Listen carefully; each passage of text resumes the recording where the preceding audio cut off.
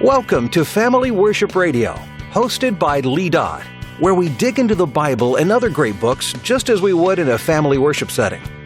You can utilize this podcast as the content of your family worship, or simply use it as an aid in your preparation. Let's get started. Welcome to another episode where we study the attributes of God. In this episode, we will be looking at God's supremacy. I'm reminded of an occasion in Martin Luther's correspondence with Erasmus, when in one of his letters he wrote, "Your thoughts of God are too human." And this so accurately describes much of American Christianity today.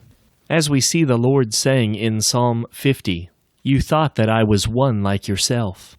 And so many fall into that snare and trap to think that God is like them. God is far greater than we could ever think or imagine. For the human mind to wrap his head around infinity is a troublesome task, dare I say impossible. And so let's take a venture down the road of God's supremacy together. And let's stand in awe before our great God who rules supreme in the heavens and over all that he has made. A.W. Pink, speaking of God's supremacy, says, "Were all the host of heaven and all the inhabitants of the earth to combine in revolt against God, it would occasion God no uneasiness, and would have less effect upon his eternal and unassailable throne than has the spray of the Mediterranean's waves upon the towering rocks of Gibraltar." In 1 Chronicles chapter 29, David prays in the assembly. And let me read a portion of his prayer in verses 11 and 12. "Yours, O Lord, is the greatness and the power and the glory and the victory and the majesty. For all that is in the heavens and in the earth is yours. Yours is the kingdom, O Lord, and you are exalted as head above all. Both riches and honor come from you, and you rule over all. In your hand are power and might, and in your hand it is to make great and to give strength to all." Or in the words of the psalmist, Psalm 135, verse 6, "Whatever the Lord pleases, he does, in earth and in heaven, in the seas and all deeps."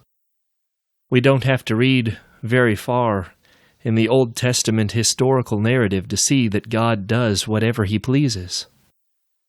He allows his people to cross the Red Sea on dry land, and then allows the waters to come crushing down upon the Egyptian army in pursuit of his people.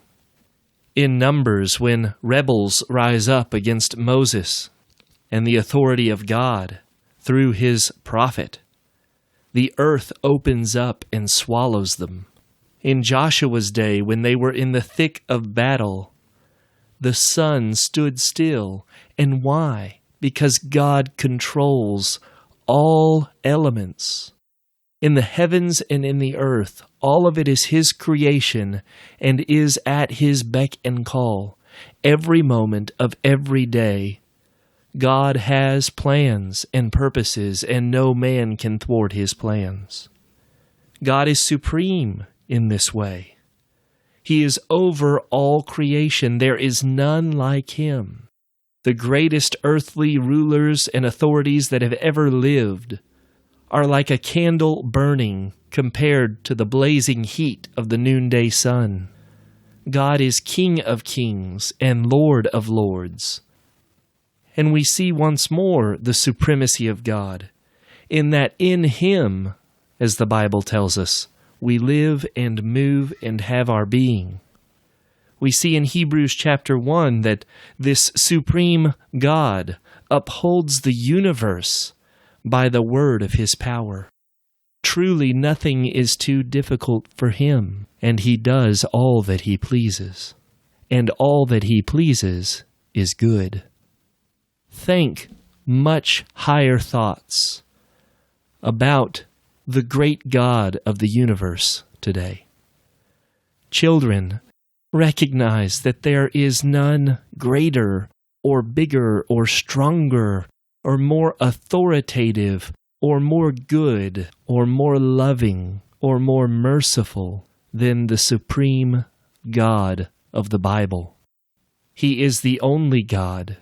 He is the true God, and there are none that can compare with Him.